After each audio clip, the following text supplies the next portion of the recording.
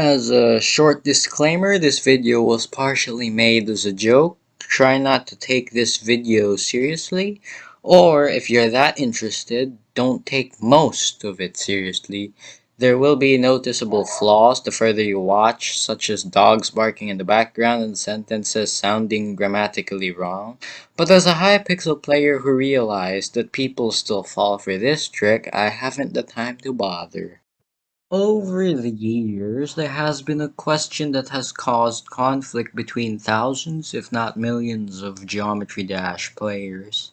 The question does not relate to level gameplays, visual bugs, account login details, or anything that significantly affects how a player plays the game. However, it has undoubtedly caused hundreds of arguments across different kinds of players. This question is a matter of perspective. Many websites describe Geometry Dash as a 2D platformer game. However, the official description is Geometry Dash being a rhythm-based action platformer, with no direct implication of it being a two-dimensional game. Contradictively, most players call it a cube rather than a square. In Geometry Dash Sub-Zero, the level named Nakem calls the icon a cube, but it is called neither a square nor a cube in the icons menu on every Geometry Dash app. People call it a square because the interface of the game itself is two-dimensional. However, because humans live in a world with three dimensions, we are used to calling the icon as three-dimensional. As a rule of thumb, if the environment of the icon is three-dimensional or is perceived as three-dimensional, then the icon itself must be three-dimensional as well. But there are always counter-arguments to this. You could focus on the difference between the objects being projected and the projection itself. We can argue that the environment and the icon themselves are three-dimensional, but the screen it is projected onto is two-dimensional. This would be an example of orthographic projection. However, there is another way to look at this. Take the 1.0 layout block, for example.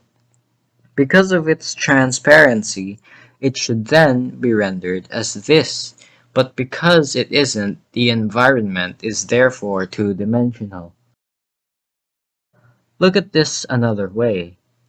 You could technically already prove that the icon is three-dimensional by saying that it takes form in an environment with two spatial dimensions and one time dimension, leading to a total of 3 dimensions. This would lead us to being four-dimensional human beings, living in 3 spatial dimensions and 1 time dimension. You could, of course, wander farther from the topic by saying that the icon is four-dimensional itself, the other spatial dimension acting like 4D for 2D, leading the icon to become a hyper-icon. But we're not going to go deeper into the strange world of perception. Now let's base our argument on coordinates. In a two-dimensional space, you have the x and y coordinate, which are evidently perpendicular to each other. The x-coordinate is usually defined as the horizontal distance from a point on the space to the point of origin. Similarly, the y-coordinate is the vertical distance from a point on the space to the point of origin. In a three-dimensional space, however, there is the inclusion of the z-coordinate, which is perpendicular to the other two coordinates. If x resembled height and y resembled width, then z resembled depth. Of course, in a three-dimensional Cartesian coordinate system, the placement of these three coordinates are switched, but for the sake of simplicity, we have to deal with this system. Now notice that the editor includes a z-index property for objects. The higher the z-index of an object, the higher its render priority. If an object has z-index 1 and another object has z-index 3 and they both have the same x and y coordinates, the object with z-index 3 overlaps the other object. In a three-dimensional perspective, the lower your z-coordinate, the farther you are from the camera, and vice versa. So now we have more reason to call it a cube. However, while these arguments sound pleasant, there is of course the obvious but usually ignored detail. Squares are regular polygons, whilst cubes are regular polyhedra. Your icon, however, is neither, regardless of which icon you picked. If you're calling it based on how it looks to you, it would not be valid whatsoever because icons have rounded edges, whilst squares and cubes do not.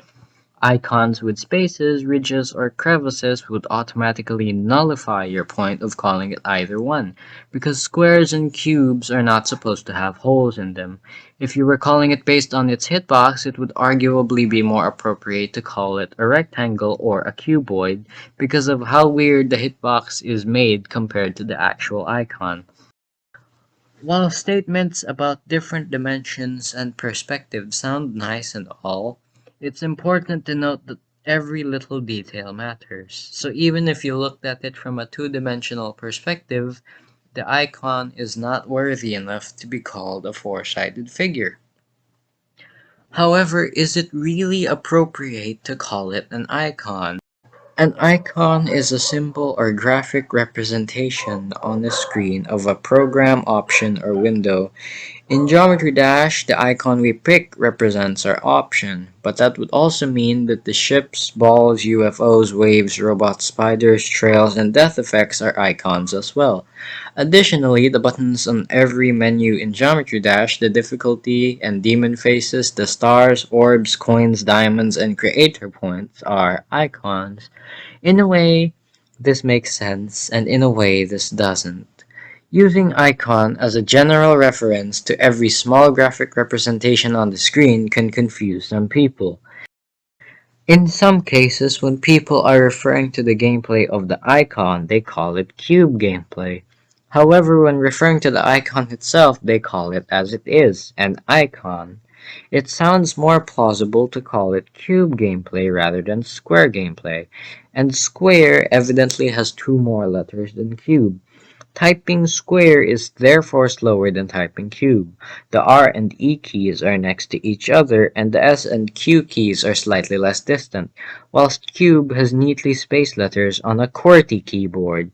Of course, none of these reasons provide a concrete foundation to calling it cube gameplay considering the aforementioned counter-argument, but that's probably just me.